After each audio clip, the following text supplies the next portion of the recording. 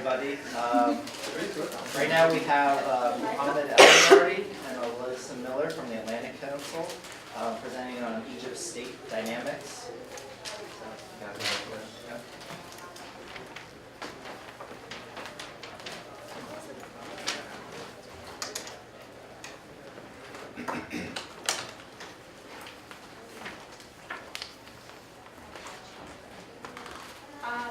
So thank you for coming. I'm Elissa. I work at the Atlantic Council with Mohamed, and we're going to talk today about state society dynamics in Egypt and how the country can move forward and possibly create a new social contract. So I'm going to give a quick overview of Egypt's regime since the revolution in 2011. So the military in the form of the Supreme Council of the Armed Forces took over power after Mubarak stepped down in February 2011. After that, Mohamed Morsi was elected in June 2012 after a constitutional referendum had been passed and there had been parliamentary elections. Morsi was ousted about a year after taking power, and Adli Mansour became interim president of Egypt, and this was sort of a year of a transitional period before there were presidential elections that were held again, and Abdel Fattah al-Sisi was elected. He was elected in June of 2014, and he has held power in Egypt since then. So today we're going to talk about 4 laws, 2 that were enacted under Mansour and 2 that were enacted under Sisi, and how they have changed the state's relationship with society and how they have affected Egyptian citizens' relationships among themselves. So to start off, I'm going to give a quick overview of the legal environment under Mansour. So as I said, after the SCAF came into power in 2011, they held a constitutional referendum and parliamentary elections. The Muslim Brotherhood's political party was very successful in those parliamentary elections. However, the parliament was dissolved right as a few days before Morsi came to power. So by the time Adli Mansour came into power, there was still no parliament in Egypt. So this is an important backdrop to understand in terms of how laws were enacted in Egypt. Adli Mansour put in place a post-Morsi roadmap that involved holding constitutional referendum, parliamentary elections, and presidential elections. After a referendum was held in January 2014, they changed the roadmap so that presidential elections would be held before parliamentary elections. And this is what allowed Sisi to come into power in June 2014. So the 2 laws that we're going to focus on under Mansour are the pretrial detention, an amendment to the criminal code, and the protest law in Egypt. Prior to this amendment that Mansour made in September 2013, under Egypt's criminal code, people could be held in pretrial detention in Egypt for up to 2 years, only for cases that involved a penalty of death or of life imprisonment. Under Mansour, this was changed, so now individuals could be held in Egypt in pretrial detention for renewable 45-day periods, and there was no limit on how many times these periods could be renewed. Mansour also enacted a protest law in November of 2013, which has been widely used to crack down on the political space in Egypt. The law places very high restrictions on when protests can be held, where they can be held, what notifications individuals have to give to the government. The government also retains the right to shut down the protests. And the security forces are given excessive power to shut down protests that disturb security, public order, or citizens' interests. What's key in this law is that these phrases aren't defined in any sort of specific way, which creates sort of broad power for the government to interpret these words, security, public order, and decide what protests can or cannot be held. One other thing is that the government can use tear gas, it can use even live ammunition in addition to birdshot, and ammunition pellets if it decides that a protest is, encroaching on public security, whatever it deems that definition to be. So, as I said, Sisi came into power in June of 2014, about a year and a half ago. The legal environment under Sisi, similarly as Mansour, there was no parliament, at least up until January, so last month, Egypt's new parliament came into office. But Sisi issued 263 extra parliamentary laws while from June 2014 to Parliament taking power last month. This means that Sisi was issuing laws as Mansour was without any sort of parliamentary review. And once the Parliament took power, it had 15 days to review all of these laws. So most of these laws, and many of them were repressive laws, many of them involved giving the president more power. Most of these laws were not reviewed or amended in any sort of way in between the 15 days that the Parliament had to review them. So the two laws that we're going to focus on under Sisi are the Military Courts Law of October 2014 and the Counterterrorism Law of August 2015. The Military Courts Law placed all public and vital facilities, which could involve universities, roads, gas facilities, electricity facilities, bridges, under military court jurisdiction for 2 years. This means that anyone committing a crime or violating criminal code in any of these facilities could be tried in front of a military court. And under Egyptian law, military courts do not differentiate between their treatment of adults and children. So there have been minors that have been charged in front of these military courts. In addition, the Counterterrorism Law of August 2015 also involved a wide closure of the political space in Egypt, as it enacted a very broad definition of terrorism, and it created special courts to fast-track suspected militants in Egypt. So this involved sort of unusual,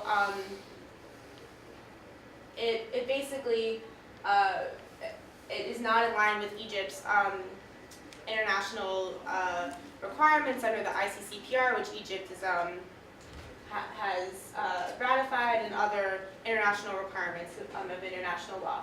And it has very harsh penalties.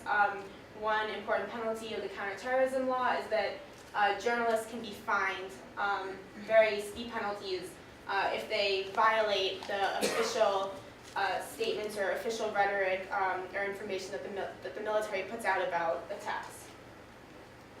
So before I give the floor to Mohamed, I'm just going to talk about what have the results of these laws been in practice. So by some reports, there are over 60,000 political prisoners in Egypt.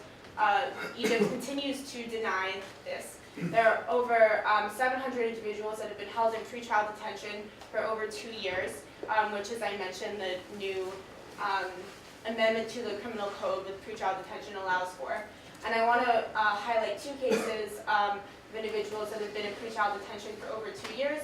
Mahmoud Hussein, who was arrested for wearing a t-shirt that had a statement against torture on it, and Mahmoud Abu Zaid, who's also known as Shaukan, who was arrested during the dispersal of Rabah al-Adawiya in August of 2013. He is a photojournalist and was documenting the dispersal in the square, and he was arrested and now is being tried among over 100 other individuals on charges of murder and disturbing the public order. In addition, about 40,000 individuals have been charged in military courts, and there's been an increasing phenomenon of forced disappearances in Egypt, and a number of human rights organizations are increasingly reporting cases of torture and detention. One way that Egypt, or the leaders of Egypt, often use to justify this incredible level of repression is by saying that repression is necessary in order to keep stability in the country. So we just want to highlight a few numbers that show that even though this rhetoric is still often put out, it's false. Egypt has actually embarked on a period of incredible instability. Over 3,000 individuals were killed after the dispersal of Rabah, or prior to the dispersal of Rabah after the ouster of Morsi until January 31st. There have been over 40,000 detained in the aftermath of Morsi's ouster. Right in the few months after Morsi's ouster, there are an average of about 107 protests per day. And this has decreased markedly. Now it's about, since Sisi took power, it's about 30 per day, but this is still a lot higher than it was under Mubarak. And the number of militant attacks per month has skyrocketed from 30 to 100 per month from 2014 to 2015. And this graph from the Tahrir Institute for Middle East Policy actually shows this incredible increase in attacks reported not only in Sana'a but also in the rest of the country. Particularly, you can see the spike after Morsi's ouster, and then also in late 2014 into early 2015. Thank you, Elissa. So, as Elissa just mentioned, Egypt is experiencing a very lovely reality and very brightening future is waiting for this. And this is not my word. This is what President Sisi is stating all the time in his different speeches, in his different statement about what's happening in Egypt. Every time they encounter him with this sad reality and all this like violation against human rights, he said like, no, we are good, we are in the right path, we have to be kida, as he always try to react. So what Elissa told us just right now is telling us, what Elissa said, what this is telling us about the reality in Egypt right now. Egypt, I can say Egypt now has become like an ungovernable country, and this is for many reasons. Now we have like a weak authority and fragile institution. We have also a fragmented and divided society. We have, the society has been trying to police the society itself, an individual. Why the authority is weak and the state institution are very fragile. Now, the institution in Egypt are solely seeking to its own interest. The army is seeking to consolidate its power. It's seeking to consolidate its economic power as well. The judiciary, the Ministry of Interior. The authority is seeking to completely control the society by enforcing a top-down relationship. Since January 25th revolution, the authority in Egypt has realized that the masses were able to talk down, a dictator that stayed in power for 30 years. So since the revolution and since the military council took over the power after February 11, 2011, they do their best to ensure the full dominance over the society. And as Elissa mentioned, they issued so many laws, especially the protest law, to ensure that there is no like a huge mass or popular uprising like what happened in 2011 to happen again. Detaining people, killing people, using excessive violence. The authority is turning the country into the big jail. Now by enforcing all this law, the authority now are preventing a lot of people, a lot of activists, human rights activists, and civil society organization staff from leaving the country. And there are so many examples of that, like Hussein Bagat, the former executive director of the Egyptian Initiative for Personal Rights. A lot of journalists already in jail right now, just like Ismail Iskandarani, a reporter who used to work on Sinai, and he was going back to Egypt to visit his sick mother, and they arrested him. Also, the authority are preventing Egyptian citizens from coming back to their country. There is like this Egyptian engineer, Arthur Boutros, who opened like a civil society organization in Egypt, somewhere in Cairo, to do some community development, and they prevented him from going back to the country, and telling him that you are not allowed for no obvious reason. There is no any law or any term in the Egyptian constitution or the Egyptian legal system that you can prevent an Egyptian citizen from going back to his country. So the reason for preventing Arthur Boutros was like he, prior the visit that Sisi made to Germany, he made like a strong statement against the violation that Sisi committed over the time. This is why they prevented him from going back. The poor economic performance, the country has been experiencing a very bad economic crisis since January 2011. And the current authority and the current leadership in Egypt under Sisi, they do not have like a solid vision for fixing this economic problem. And the only way that the president is dealing with this is like It's like asking the people to just donate for the, for the government. He first started by this fund that called Tahya Masr, or Long Life Egypt, and like in his recent speech 2 days ago, he asked the citizen to just donate 1 Egyptian pound every morning by sending a text to a certain number. So there is a poor economic performance by the authority. There is a failure by the state to deliver basic and the good quality service. There is no good education, no good public transportation, and it seemed that the absence of vision is very obvious in the country. And the problem with the current authority, they are not admitting this fact. And when they started all this like mega project like the Suez Canal, and a lot of people warned them there is no feasibility studies for this, and it should be done based on the level of the international trade, and they said no, we are going to gain billions of dollars, and now after having this new Suez Canal, the return of the Suez Canal are significantly decreasing. The traffic, you mean?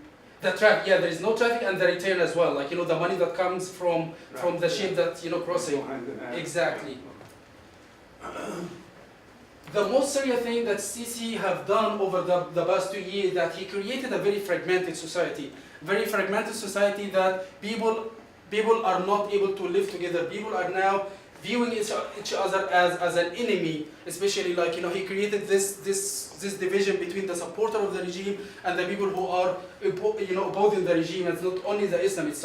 So Sisi regime has done demonize the Islamists, the Islamists are bad, the Islamists are evil, and we have to have to get rid of them. And he used an excessive violence against them, either in the dispersal of Rabaa, and he also used violence not only against the Islamists but also against every single dissent in the country.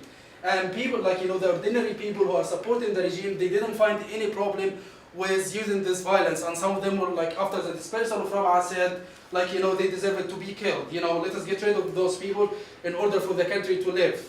And this exactly the same statement that President Morsi, before ousting him, he said it's okay to sacrifice a group of people in order to let the other country live. So the Muslim Brotherhood are reaping the fruits of what they have done over the period of their rule. Awakening sense of togetherness is increasing and policing the society. Basically, I'm going to mention this specific example. After the dispersal of Rabaa, the Metro Ground Administration said that we are going to give a free 1-year subscription for any citizen who report a Muslim Brotherhood. So basically, what the authority has been doing, every and each one who is opposing the authority is evil, is conspiring against the country, and we need to bring it to justice from their perspective. And I can recall this specific incident that a mother reported his son because he was working for 6 April movement, a grassroots movement that was working against the regime and leading the popular masses, the popular uprising in Egypt before the revolution and after it. What can be done? What can be done is a wishful thinking for me. Given the current reality, I'm not expecting any good solution for the current situation in Egypt right now. But we are saying what we hope to be done. The country now needs forging a new social covenant and social contract is necessity, as not a luxury. We need a new social contract, and the social contract it's very important because we do not have, we have a state. We have a country that's called the Egyptian Republic, the Arab Republic of Egypt. But as a country where people can live together, I don't think so. It's people now are cannot live with each other. Anyone different, voicing any dissent to the regime can be go to jail. A lot of people are now fearing from going back to the country again. A lot of people fled for their safety from the country.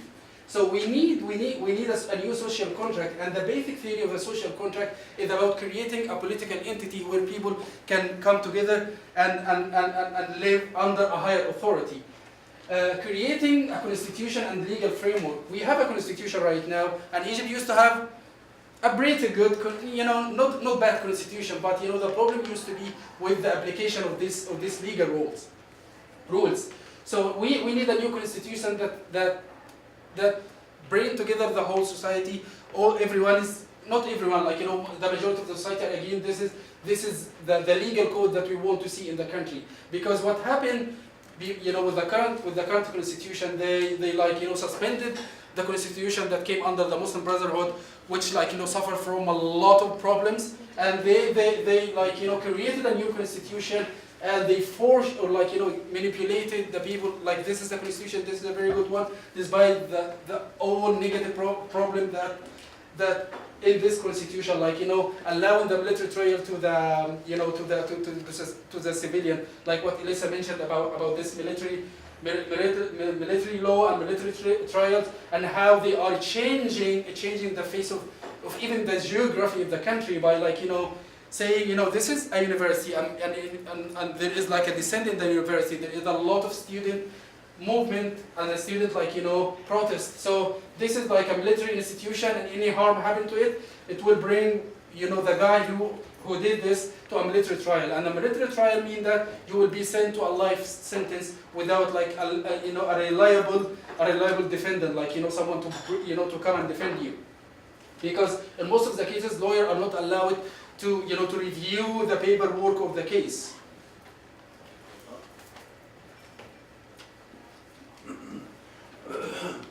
Social covenant. The social covenant is more about the society itself. The main goal of a social covenant is creating a society that whose individual can live together.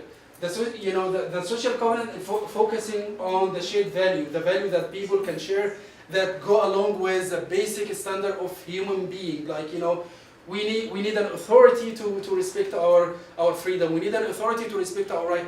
We should, as individual, respect the differences between us. We shouldn't, Elissa is different from me because she's not supporting the Sisi, for example. So she's a diva. She has to send to a life sentence. No, we need a society that can coexist with its various variable, various variation, various differences. The social covenant is a foundation for a social contract. So both should go together. We need a social contract that can create a justice authority, and we need a social covenant that can create a society that its individual can live together. Giving this presentation and giving this statement about the country, there is important question here that yes, this can be done, but we cannot do it. Why? Because the current authority are not willing to do this. Sisi, in his different speech, is seen that he's insisting on keeping the current status quo as it is, and he's escalating the violation, escalating the level of violence, despite all this criticism that is happening all the time around him, either from civil society and activists in Egypt, or either from international power, who are not taking this violation seriously, just a mouse word about you should respect the human rights, but there is no actual pressure on the regime in Egypt to respect the human rights. And this is, I think, because of the current regional situation, they need Egypt in their current fight against the terrorism and ISIS in the country. So they seem that the international power are not willing to exert any pressure on the country. The second question is about the Islamists themselves. If the Islamists themselves are willing to be included in this arrangement, this new hopeful arrangement in the country. Going through their Facebook pages and reading their posts and the different statements that they are making all the time, they are not. They're saying it's a zero-sum game, either this authority or us. And this is will not take Egypt to any step forward. Just we're gonna stay in this status quo. Two parties are opposing each other. The authorities are killing the people. There is an escalating number of terrorism operation in Sinai and in Cairo and different places in the city as well. So So what's needs here is further reconciliation and de-radicalization. What happened over the past 2 years increased the level of radicalization between the Islamists. A lot of people now are finding no problem with using violence against the authority or even against the society itself, because they are viewing the society as the entity that justified the violence against them, and they never defeated them. So de-radicalization need to be done, and in order for this radicalization and reconciliation to happen, we need a real transitional justice to happen, a real transitional justice that can bring the people who killed anyone over the past 5 years to justice. A transitional justice that can set the rules, set clear rules, clear rules between the different branches of the authority in the country. Transitional justice that can build the trust between the individual and the authority in the country. So the last question is about the other political faction, and namely the liberal and the secularist. So what happened after ousting the former president Mohamed Morsi? Almost every single liberal power in the country lined up with the military regime, and most of them now either they are supporting the current crackdown on the society or being silent. So these are questions that yes, there is a difficult situation in Egypt that need to be addressed, and there is a way that we can follow, but we cannot do so because of the current situation. The reality that Elissa has mentioned, and this question about the willing of the authority, the Islamists themselves, and the other political faction. And thank you. So before going to the other thing, if there are any question about this part for me or Elissa, we would love to take this question. Yes, go ahead. I have a question. I understand $3 billion come from the Pentagon every year to the Egyptian army. Yes. And my question, and it's not a rhetorical question, is there any revenue coming from Egyptian citizens as a tax to fund the army, or is it exclusively coming from this country? Second question is, has anybody tried from Egypt to meet with the Pentagon and meet with the Congress and say, can you just put certain restrictions saying that if you continue committing those kinds of crimes, then you will lose a portion commensurate with how many crimes you have perpetrated? Would you like to take this? I don't know about the first question, but I'm happy to answer the second question. There are some congressmen and some senators, specifically Senator Leahy in the U.S., that have urged the U.S. to implement aid restrictions. So in terms of aid to Egypt, 1.3 billion is in military assistance, and there's 150 million in economic assistance. The disparity between that is a whole separate issue. In terms of the military assistance, I mean, we did put restrictions on the aid after Morsi was ousted. Certain large ticket items like tanks weren't sent to Egypt for almost a little over a year, about a year and a half. But once Sisi became elected, and the insurgency in the Sinai has gotten a lot worse, Secretary Kerry made some interesting remarks yesterday and 2 days ago in front of the Senate Appropriations Committee and the House Foreign Affairs Committee, saying, given what is happening in Egypt, yes, we're seeing increasing repression, but given the security challenges, the importance of the country and our relationship, we are not ready to rethink this. So they've removed all sort of restrictions. So, and I haven't heard of any sort of people I mean, maybe activists, calling for restrictions on aid, but in terms of the government, I don't think anyone in the Egyptian government would want any of the aid to be curtailed or have any conditions. So the issue of the American aid to Egypt, there used to be two kind of remark that the state, the Secretary of the State should make, remarks about the human rights and democratization, and remarks about the security situation, and the Congress cannot pass any of those two kind of aid, the economic one and the military one, unless the Secretary of the State makes two kind of remark. But given the escalating situation in Sinai and the what should I call it? Like, you know, the absence of the desire from the Pentagon to, like, you know, to decrease the level of aid to Egypt, because there is certain interest that the United States want to have from Egypt, and as you know, as long as those interests, which are like about like crossing the Suez Canal, enforcing the peace treaty with Israel, and, like, you know, using the airspace in Egypt, they don't care about the, you know, the human rights situation or the thing. Everything is happening is just, like, you know, just press a statement about, like, you know, you are violating human rights, but there is no actual pressure in the Egyptian government to do so. Given your question about, like, you know, who is giving the money for this arm, so part of this coming from the American aid, and, you know, I do not have, like, you know, accurate data about how much money the army are taking from the budget, you know, to fund, or to, you know, to fund this huge army deal that Sisi has made over the last year. He bought a lot of arms from France, from Russia recently, and I'm sure, like, big part of this comes from the taxpayer, because, you know, we do not have other like, you know, revenues comes to the budget other than, like, you know, tourism, which is deteriorating, and the taxes. So But yeah. the Army has already established a policy with the United States government that they actually receive the foreign aid and then they dispense it Yes. according to their wishes. As a result, you have built a state within a state whereby the Army is really in control of the money coming out.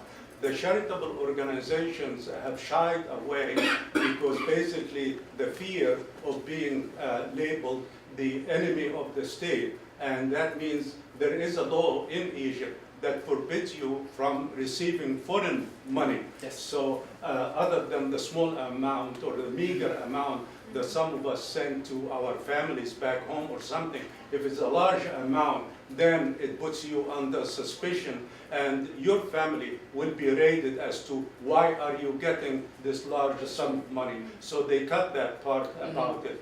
The unfortunate thing about it that the United States is doing what is in its best interest and not of the Which people is justifiable, of you Egypt. know. A country is defending its national interest. And also, I might add that also the Egyptians themselves had to rise up and express their collective opposition to the Sisi regime. But the Sisi regime had its corner, as you well know, the police state and the judiciary. Mhm. So once you have these two organizations blessing the army and working hand in hand, you have a long way to really declare the government as persona non grata.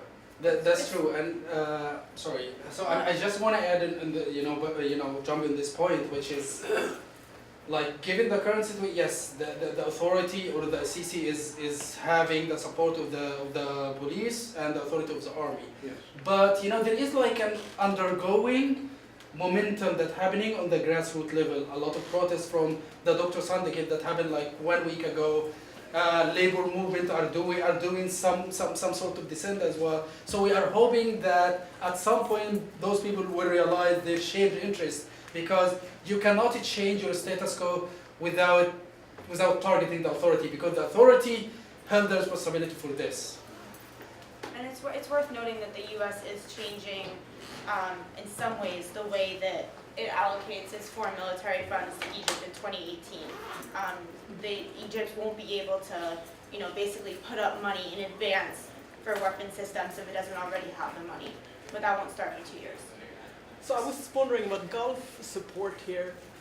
How much money? I mean, do we have some kind of estimates? The yeah, Gulf states, after 2011, it's been about 40 billion, about 20 that came in after Morsi was ousted.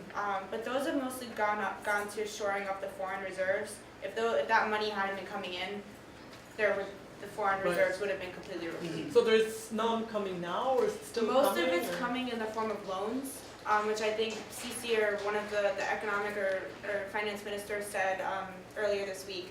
And there's differing opinions on whether the fact that the money is coming in the form of loans and not grants, if that shows that the Gulf countries aren't as happy with the way things are going in Egypt.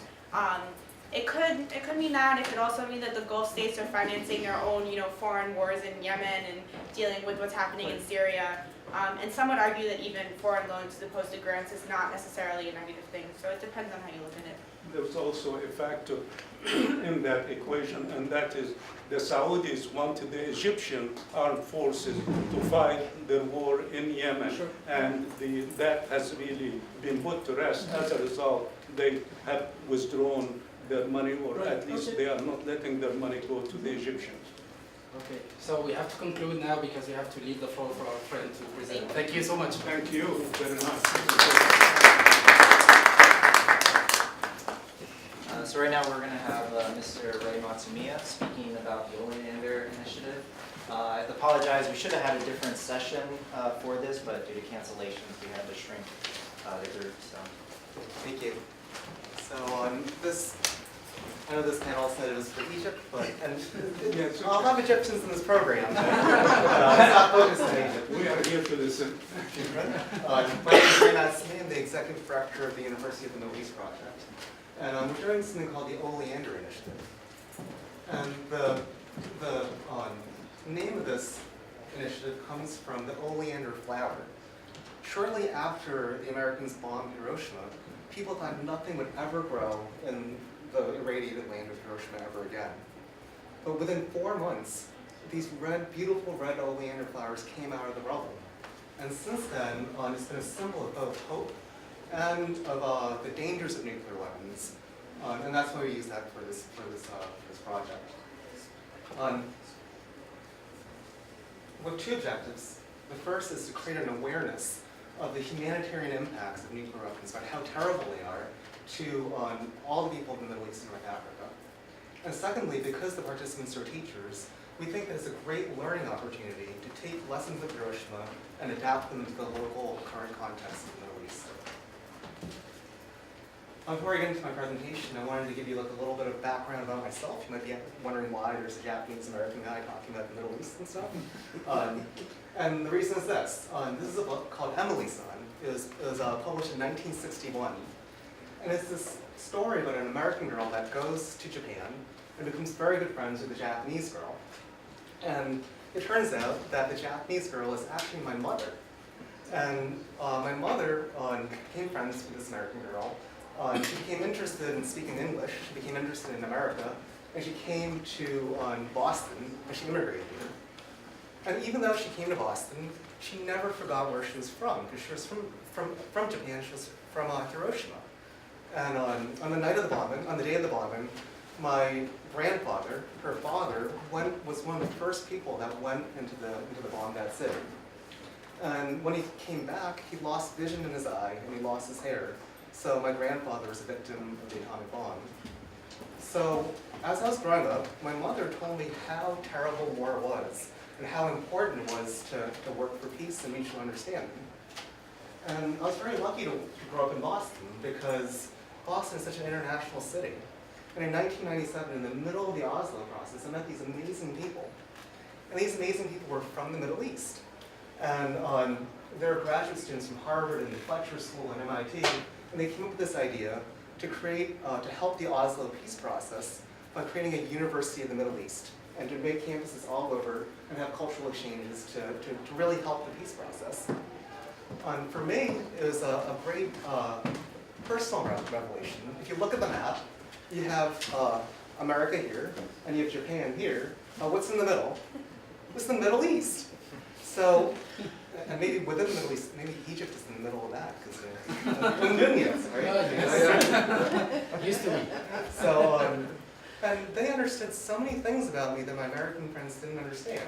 Like, I lived with my parents until I was 24, and all my American friends thought I was a deadbeat or something, but the people from the Middle East understood, because that's common in the Middle East. It's very similar values.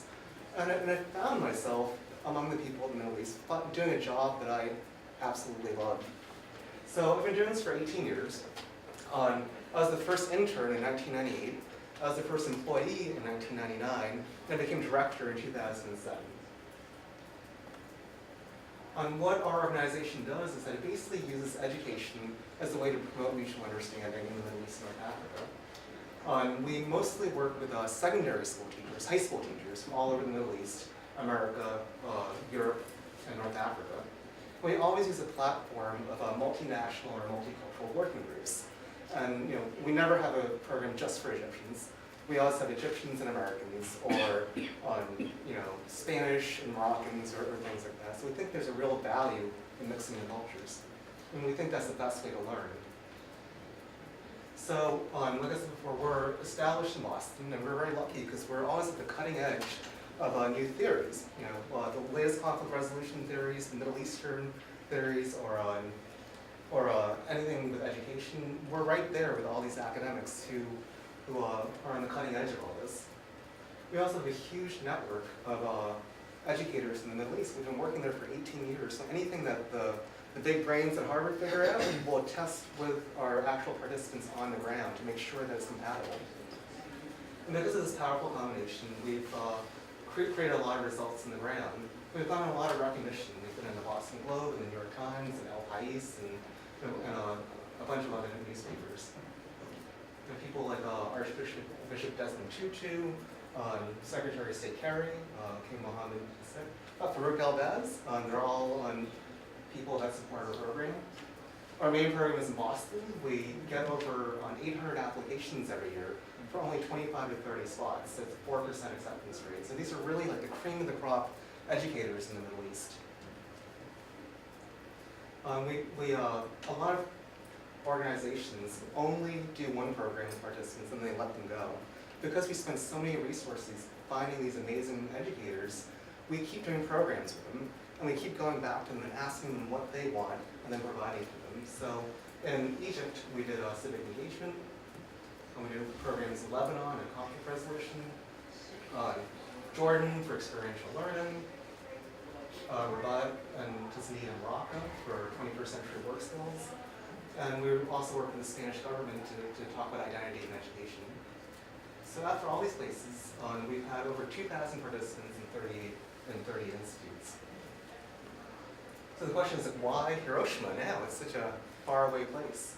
And why this topic, and why now? Well, I think one of the most, if you want to talk about the dangers of nuclear weapons and the humanitarian impact of nuclear weapons, there's no better place on Earth than Hiroshima. When you're in front of, this is called the Genbaku Dome, and that's really like the symbol of what happened there. When you're sitting in front of it, notice that people aren't checking their phones. They're not being distracted. Like, the enormity of what happened is in that place, and they're focused. And I think there's no better way to show on what the actual dangers are than actually being in Hiroshima. There's a real power in place for this. And for this program, we're partnering with UNITAR, one of the UN agencies, and that's their office. That's their training space, and you can actually see the Genbaku Dome from the window. So I think it's going to be a very powerful way to convey this message. We'll be doing this during the memorial activities. The bomb was dropped on August 6th, 1945. We'll be there exactly during that time. And this is really like the world center for nuclear non-proliferation. We'll have access to hundreds of experts from all over the world that'll be there. We'll be part of I met with the mayor of Hiroshima. They're going to give us special seats for the ceremony. And it's really like a worldwide center for the movement. I think one of the really special things I understood when I went to Japan to promote this program is that the connection between Japan and the Middle East is very, very small. There's hardly any interaction between the two sides. And I think that's why the Japanese were so excited for me to bring Middle Eastern people there. They don't know anything about the people in the Middle East. And I'd have long conversations with people, and they were very suspicious of American media coverage. And they're like, is this real? Are people really like this? And I'm like, no, they're not. I've been to all these different countries. They're fantastic. And they're like, all right, we want to meet them ourselves. And I said, oh, great, I'm going to bring them over. But you can see the lack of access. This is Mayors for Peace. This is something run by the mayor of Hiroshima. And he goes, and the idea is to have mayors of cities all over the world pledge to work against nuclear weapons. And there's been 6,991 members. And out of all the MENA countries, there's only 113. So it's like 0.016% of their total members. there's, like I said before, there's been tremendous support in Japan. They're very excited to meet the educators. And from my experience, whenever there's a rare connection between cultures, there's a lot of opportunity.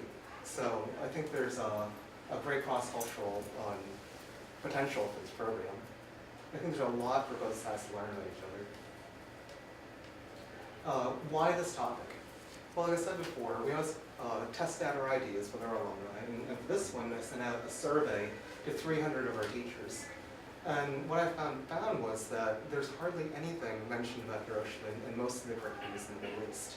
And if there is mention of it, it doesn't focus on the humanitarian impacts. It's just a big bomb, and the big bomb ended the war in World War II. And for me, that's intolerable. Like, I feel like that doesn't tell the whole story, and there's a real gap in the curriculums in the Middle East. Also, why this topic? One thing that our teachers were really excited about was that it's a tremendous platform for talking about current events. Sometimes it's hard to talk about current events in the classroom, but it's easier when you have a platform that kind of talks about it, or is a pathway to it. The second is that if there is a nuclear crisis in the Middle East, it's going to create a platform of resistance when it comes. And lastly, because it's mobilizing so many students, it's going to give the Middle East an opportunity to kind of join this worldwide non-proliferation movement.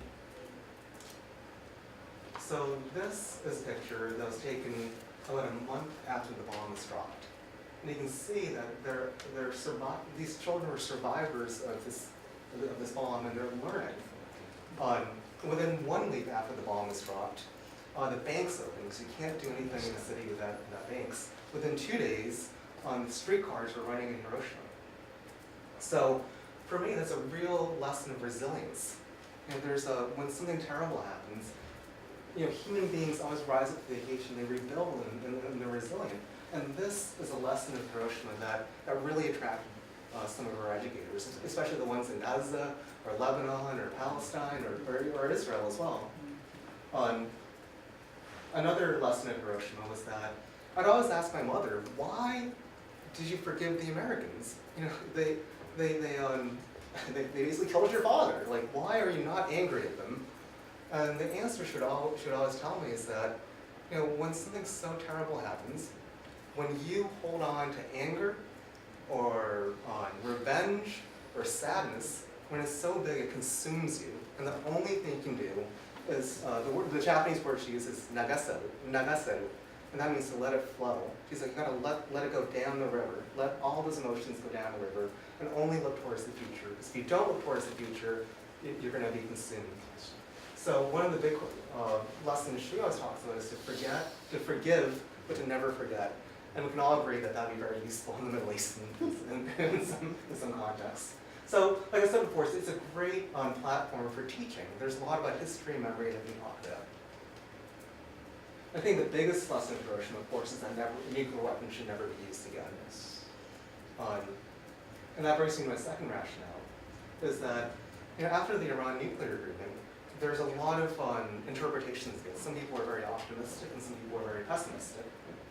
Among the pessimistic people were convinced that this deal, because of some of the stipulations in it, could lead to a nuclear arms crisis in the Middle East 15 to 20 years from now. Let's talk about a nightmare scenario. Let's say Iran pursues nuclear weapons, and they launch a nuclear arms race, led by Saudi Arabia and Turkey, who also developed nuclear weapons. Israel engages in deterrent behavior because everyone else is, and then Egypt, Jordan, and a lot of other Middle Eastern countries follow. And all of a sudden you have a nuclear-armed Middle East. And it's only a matter of time before something really terrible happens, and another Hiroshima can happen. If you look at the context, if we're in this nightmare scenario, if you look at the context now, then it makes you very suspicious, right? The rest of the world, like powers like Germany and Japan, are reducing their reliance on nuclear power. While the one part of the world that's really ramping up is the Middle East region. And the pessimists will say that it's because a lot of these Middle Eastern countries are hedging. And the idea is that if you need to get to level 10 to create a bomb, you don't want to be at level 1 when the crisis starts. So you want to get to like maybe level 3. And sometimes, and oftentimes it's a short jump from nuclear power to nuclear weapons. So for example, Japan can make the jump within 3 months right now if they wanted to. All these countries below are listed as emerging nuclear energy countries. And this is very unusual because you don't see that anywhere else in the world. So what this initiative is designed to do is that because they're students now, they're 18, if they get awareness of the humanitarian impacts of what happened in Hiroshima, by the time they're decision makers 20 years from now, they'll be like a body to help prevent this nuclear crisis. So that's a nightmare scenario, but it might be too pessimistic. You know, the Iran nuclear agreement may actually work. I hope it works. And a lot of people think it's going to be a diplomatic breakthrough. And if it works, then it's going to open a whole level of dialogue in the Middle East. And what we see now, hopefully, will be a thing of the past 20 years from now. A lot of anti-nuclear activists are happy with the agreement. They think that it gives the IAEA the strongest powers it's ever had in any agreement. And lastly, it's actually very difficult to go from nuclear energy to nuclear power. Japan can do it in 3 months because they have the expertise, they have the technology, and they have the fissile material. And it's difficult to get all 3. So if there isn't a crisis, it's really impossible to figure out whether there's going to be a crisis or not, especially in the Middle East. It's very unpredictable. So we're trying to design this initiative so regardless of what happens, it's going to provide value to our teachers in the Middle East. I think one way it provides value is that if you look at the nuclear non-proliferation movement, it's been completely deadlocked since 2005. Nothing has moved on a state level for a long time. What it's doing is that it's changing the dialogue from going from states to people. And right now there's a worldwide movement of people doing grassroots movements to really combat nuclear weapons. And that's why there's an emphasis on humanitarian impacts, is that the belief is that if enough people know how terrible the bomb is, they'll go to their governments and be like, we can't have these things around, not only for our governments, but for any of the countries. So, if you remember the map before, there's a lot of activity in America and Europe and Australia and Asia, but there isn't that much activity in the Middle East. And there isn't the same upswelling of youth that are protesting nuclear weapons as there is in other parts of the world. So this program is designed to help create that movement within the Middle East. And I think we're in a good position to do this because we work with teachers. And teachers have 200 to 300 students every year, and they can transmit this information very quickly. So in the first year with our 20 educators, if each one teaches 300 students, it's going to be 6,000 students. After, we're going to double this program in the second year. We're also going to add a train-the-trainer program that adds 10 teachers per teacher that goes to Hiroshima. So at the end of year 2, if you multiply out 6,000 by 400, that's the wrong math. It should be 24,000. Anyways, by year 5, we're going to have a lot of students that are really educated and aware of what happens. So this is near the end of my presentation. And I'm going to go back to this book to try to make this all make sense. Okay, so I told you the Japanese side of the story. The Japanese side is my mother, right? And that's the reason why I work for mutual understanding. I didn't tell you about the American side. The American side is this girl named Jessica Reynolds. And Jessica Reynolds' mother is on the top right. And she's the author of this book, of Emily's Son. And the reason why she was in Japan was that she was sent by the American military to study the impacts of the atomic bomb on the people in Hiroshima. So she went there with her husband, and during that year, that's when my mother and Emily and Jessica became friends. But at the end of that year, like what she saw in Hiroshima was so terrible that she quit her job, and she became an anti-nuclear weapons activist. And the picture you see now is like right before they got on a boat called the Phoenix of Hiroshima.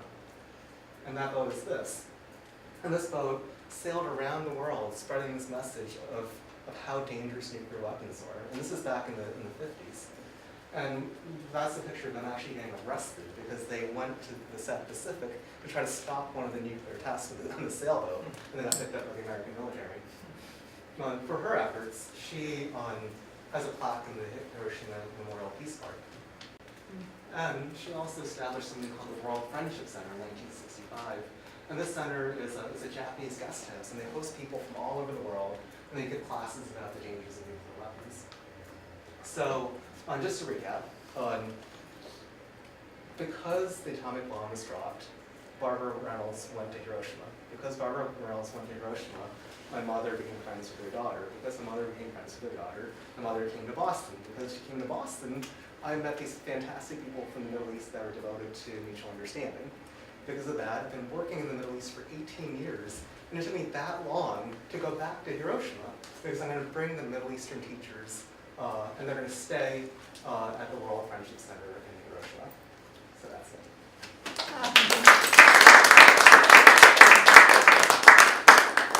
So does anyone have any questions? Yes, I have a question. Do you have currently any programs in Egypt? We did. Our last one was 2010. Okay. Yeah, so it's been more difficult to work there since the revolution. Actually, I was there during the revolution, and I took the last plane to Jordan before I really went crazy. So, but I miss Egypt. I don't miss Cairo, but I miss Egypt. I miss Cairo. Cairo much new. Cairo is a terrible place. Next question. Oh, well, first I want to thank you for this program. It's a really groundbreaking and very influential thing that I think is necessary in this world today, especially with so much things going on. You guys have the fear of ISIS ever being a nuclear weapon. So you starting out early with young people and stuff to make a future that we can actually see proliferation of nuclear weapons. And my question is, this deals with nuclear weapons, but do you see this branching out to other like chemical weapons, like other conventional weapons that are the international community bans in different around the world? Do you see that branching out to those as well, or would you just stick towards nuclear weapons? Well, I mean, the resonance of the power of places nuclear weapons, but I personally think it's important to expand it out to biological, chemical. One of the reasons why the ban on nuclear weapons is slowing down in the UN is because they expanded the criteria. So instead of a ban, originally they wanted a ban on nuclear weapons, but that put too much pressure on Israel. So they tried to expand it to all weapons of mass destruction. And then more people protested and it got really stuck. So. How do people were hurt, and I mean, how do you forgive if the other party did not come and either apologize or give you back, or I mean, how do you convince people who have been hurt very badly by someone else to just forgive? I mean, not forget, but forgive. I mean, without condition, or because there's humiliation. This is something that's so difficult for me to understand. Yeah. I grew up here in America, and of course I spent a lot of time in the Middle East, and everyone asks me that all the time. But I think part of what happened was that the event itself was so terrible that it created a total defeat for the Japanese. And this is just one of my theories. But for example, like this is what my uncle told me. He was like, when Japan started fighting America, they were like, America has better technology, but we have spiritual power. You know, we're dedicated, we're spiritually pure. We can beat the Americans if they're spiritually pure. And that, as they started losing the war, this thesis came to be in doubt. And then it was completely destroyed by the atomic bomb, because it's an example of technology. I mean, no matter how spiritually engaged you are, you can't beat an atomic bomb. So there's a theory that my uncle says that because the Japanese understood that spirituality cannot be technology, that's the reason why they became so technologically obsessed. That is the atomic bomb that created Sony. You know, and they're like, we're never going to lose to the Americans again, especially in technology. So I think part of the answer to that question would be rechanneling that energy towards something. To forgive doesn't mean you just let it go. You have to take it and do something productive with it, and you have to use it towards the future. And I think for the Japanese, it's the development of technology. Following up on the same question, Ron, what you said about forgiveness is letting go or letting it flow into the river. This very question came up with the Truth and Reconciliation Commission and Bishop Tutu. And Bishop Tutu said that, yes, we would like it if there was remorse and if there was, some kind of contrition.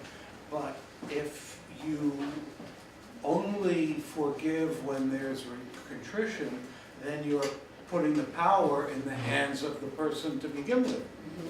So that's when we've taken power away from the one who has been the criminal in a sense. So that's another way of looking. Another way of looking at it. Does anyone have anything? Well, thank you very much. Thank you very much.